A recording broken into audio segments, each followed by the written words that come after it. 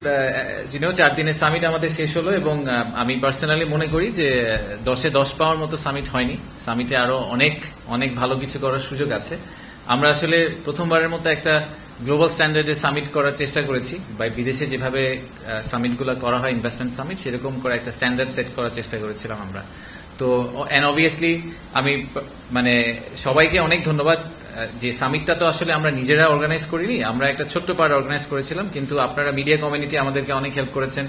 আমাদের যারা পার্টনার ছিল বিভিন্ন প্রাইভেট সেক্টরের অর্গানাইজেশন, তারা আমাদেরকে অনেকগুলা পার্ট অর্গানাইজ করতে হেল্প করেছেন।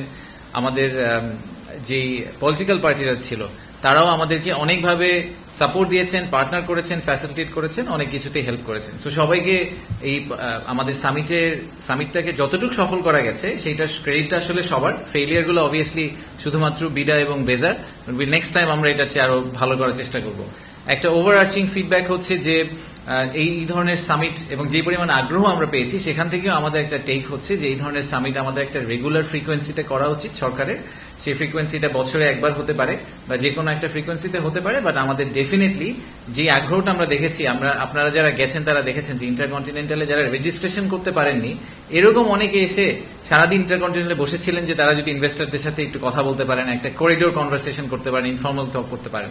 So clearly there was a lot of interest. তো আমরা এই ইন্টারেস্টটার জন্য আমরা ভেরি গ্রেটফুল এবং আমরা চেষ্টা করব যে এই ধরনের সিমিলার ইভেন্ট যেখানে আসলে আমরা পজিটিভ ইন্টারেস্ট এবং মোমেন্টাম তৈরি করতে পারি, এরকম ইভেন্ট আমরা ফার্দার আরো ফিউচারে অর্গানাইজ করার চেষ্টা করব, বা পরবর্তী সরকারের আমি বলবো যে তাদের এটা অর্গানাইজ করার চেষ্টা করা উচিত।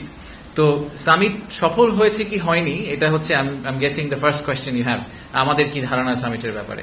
তো সামিট সফল হয়েছে কি হয়নি, এটা আসলে একটা সময় বলে দিবে যে সামিট সফল হয়েছে কি হয়নি।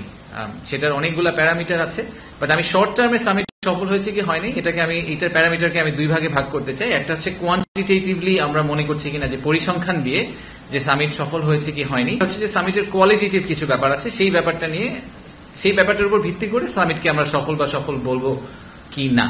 তো কোয়ান্টিটেটিভ পিসটা বা স্ট্যাটিস্টিক্যালি সামিটে আমরা কি পেলাম, কি পেয়েছি, কি এক্সপেক্ট করছিলাম, সেই ব্যাপারে আমি